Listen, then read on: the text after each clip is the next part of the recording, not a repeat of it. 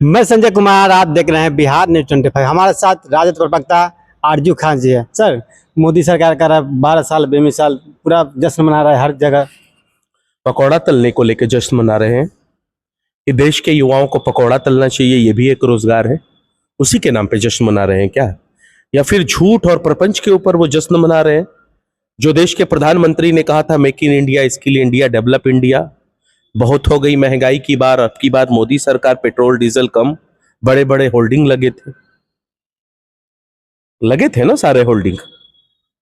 क्या make in India हुआ, skill India हुआ, डेवलप इंडिया हुआ, मेट्रो ट्रेन, बुलेट ट्रेन चली, स्मार्ट सिटीज बने? तो मतलब ये झूठ और प्रपंच के लिए 12 साल बेमिसाल हो सकते हैं, इंप्लीमेंट्स के लिए, रोजगार के लिए, युवाओं के लिए नहीं हो सकते हैं। और भारतीय जनता पार्टी की ये खूबी है जी। कि हर झूठ को बहुत बेहतरीन तरीके से वो प्रदर्शित करती है, प्रभाषित करती है। तो वही चीज तो हमने देखा है, इनका 12 साल झूठ का, इनका 12 साल भ्रष्टाचार का।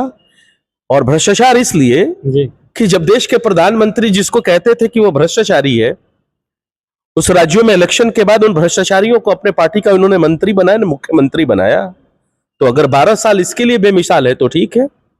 नारदा शारदा सुरेंद्र अधिकारी, वो तो जेल में जा रहे थे, हेमंत बिश्व शर्मा जेल में जा रहे थे, दुष्यंत चौटाला जेल में जा रहे थे, स्वर्गीय अजीत पवार जेल में जा रहे थे, छगन भुजबल जेल में जा रहे थे। इन सब लोगों को अपने कैबिनेट का मंत्री के अलावा मुख्यमंत्री बनाया इनके पास जब वो चले आए। तो 12 साल बेशर्मी के लिए बेमिसाल हो सकता है, देश के युवाओं के लिए बेमिसाल नहीं हो सकता है।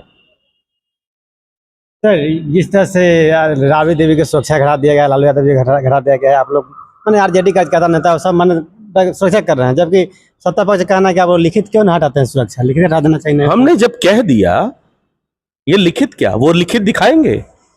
हम तो कह रहे हैं कि कॉन्टीजेंसी फंड से जो आकस्मिकता निधि होती है, उससे 3,662 करोड़ रुपए आपने निकासी कर ली है।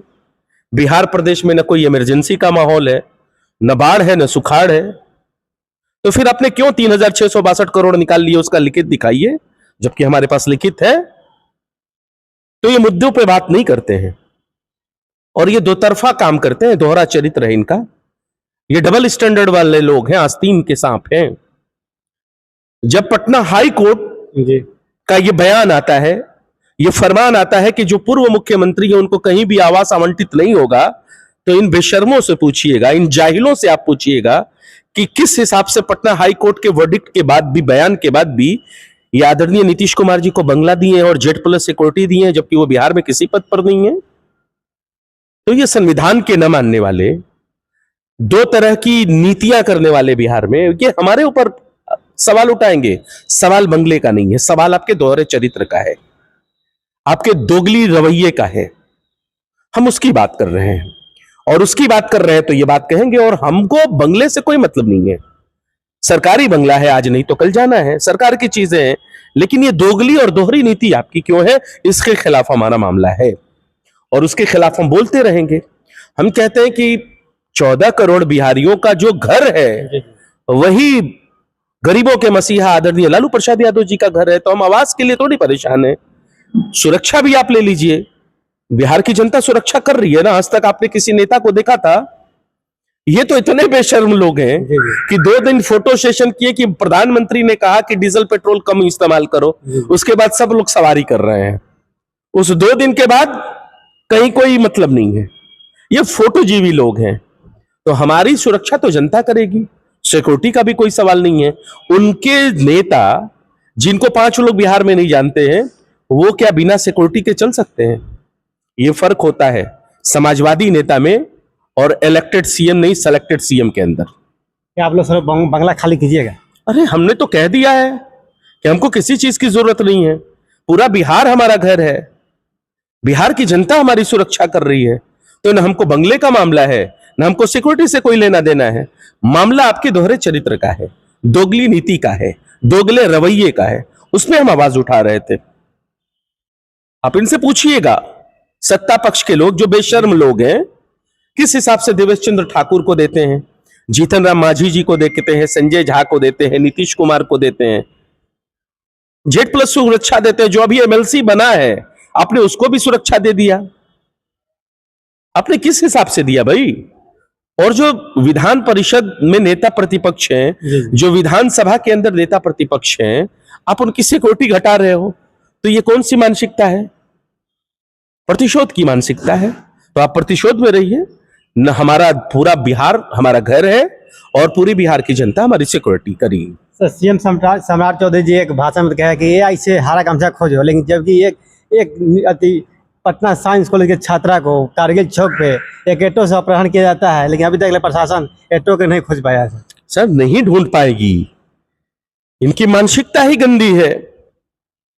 इनके राज्य में बलात्कार होते हैं और बलात्कारियों को सत्ता पक्ष के लोग संरक्षण देते हैं।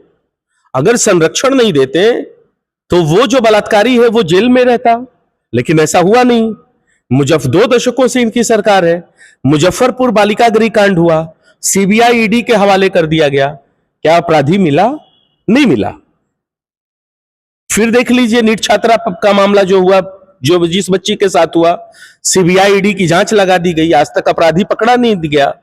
तो हम क्या कह सकते हैं? अरे अब तो ये हालत है बिहार सरकार की, इस मुरेठा में इनके सरकार की, कि कोई बच्ची अगर अपने पिता के साथ रहती है तो उसको जबरदस्ती अपहरण करने की कोशिश की जाती है, उसके साथ दुष्कर्म करने की कोशिश की जाती है। तो ऐसी सरकार है। लेकिन इन लोगों को करना क्या है? ये काम नहीं करेंगे।